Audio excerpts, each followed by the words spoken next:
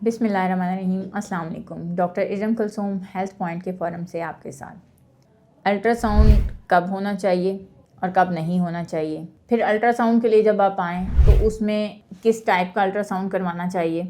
अगर आप बच्चे के हवाले से देखना चाह रहे हैं तो क्या पानी पिया हुआ होना चाहिए, और अगर वैसे आप आए हैं तो क्या पानी नहीं पिया हुआ होना चाहिए। बहुत सारे सवाल, बहुत सारी चीज़ें जो कि पेशेंट्स के दिमाग में चल रही होती हैं कि क्या हमें डॉक्टर साहिबा के पास जा रहे हैं हम अल्ट्रासाउंड करवाने के लिए तो पानी पी के जाएं या ना पी के जाएं। समझ नहीं आ रही है कि पिछली दफ़ा तो उन्होंने कहा था कि पानी पी कर आना है और इस दफ़ा वो कह रही थी कि पानी क्यों पी लिया है। तो इन सारे सवालों का जवाब देने के लिए मैं यहाँ आपके साथ हूँ। बार बार जब ये सवाल पेशेंट आता है डॉक्टर के पास और अगर ज़रूरत है कि आपको पानी पिया हुआ होना चाहिए ताकि डॉक्टर को भी परेशानी ना हो और आपका वक्त भी ज़ाया ना हो, तो अगर पेशेंट को हम डिवाइड करें तो हम लेते हैं दो तरह के अल्ट्रासाउंड। एक अल्ट्रासाउंड वो लेते हैं जो कि पेल्विक अल्ट्रासाउंड है, और एक वो अल्ट्रासाउंड है जो बच्चे की नशोनुमा निगहदाश्त देखने के लिए किया जा रहा है। किस वक्त में आपको पानी पिया हुआ होना चाहिए। अगर एक प्रेग्नेंट फ़ीमेल डॉक्टर के पास आ रही है तो उसको हमल के पहले 3 महीनों में जो अल्ट्रासाउंड करके डॉक्टर ने देखना है उसमें उसका पानी पिया हुआ होना चाहिए।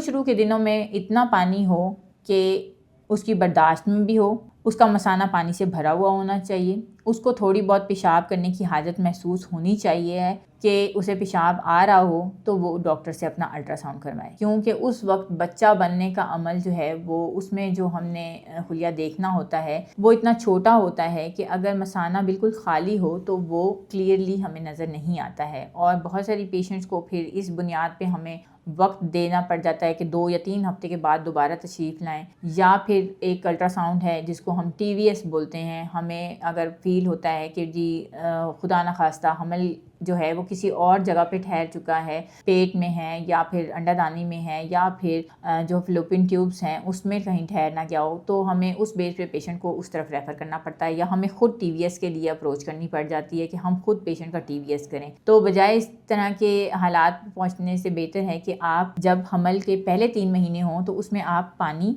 पी कर आएँ डॉक्टर के पास ताकि उसके लिए भी आसानी हो। जब आपका हमल 3 महीने से आगे चला जाता है, सेकंड ट्राइमेस्टर में आप चले जाते हैं, तो उसके बाद आपको पानी पीने की ज़रूरत नहीं रहती है। फिर कोशिश ये करें कि आपने यूरिन पास आउट किया हुआ हो ताकि डॉक्टर के लिए और आपके लिए दोनों के लिए आसानी हो। बच्चे का साइज़ चूँकि बड़ा हो रहा होता है तो हमें पानी की ज़रूरत भी नहीं रहती है, और अगर आपको पेशाब आ रहा हो और उस दौरान आप अपना अल्ट्रासाउंड करवाएं तो वो डेफिनेटली आपके लिए भी प्रोब रखने की वजह से तकलीफ़ का बायस ही बन सकता है। अब रह जाता है कि पेल्विक स्कैन उन पेशेंट्स का होता है जो गायनी का चेकअप करवाने के लिए आती हैं। अब ये एक बहुत बुनियादी डिफरेंस है जो कि पेशेंट्स को तो शायद इतना नहीं आता है समझ में, लेकिन समझना चाहिए कि पेल्विक स्कैन जो है वो गायनी के उसमें आ रहा है। गायनी जो है वो आपके रोज़मर्रा का जो एक फ़ीमेल है उसके जो चेकअप है उसको हम गायनी के उसमें लेते हैं, गायनी के सेगमेंट में लेते हैं। और अगर प्रेग्नेंट हो जाती है फ़ीमेल और हामला हो जाती है तो उसको हम ऑब्स्ट्रेक्टिव के सेगमेंट में डालते हैं। जब आप गायनी के एग्जामिनेशन के लिए आएँ तो उसमें आपका जो रूटीन एग्जामिनेशन है, जो अल्ट्रासाउंड है, उसमें आपने पानी पिया हुआ होना चाहिए, आपको पेशाब आया हुआ होना चाहिए ताकि आपका जो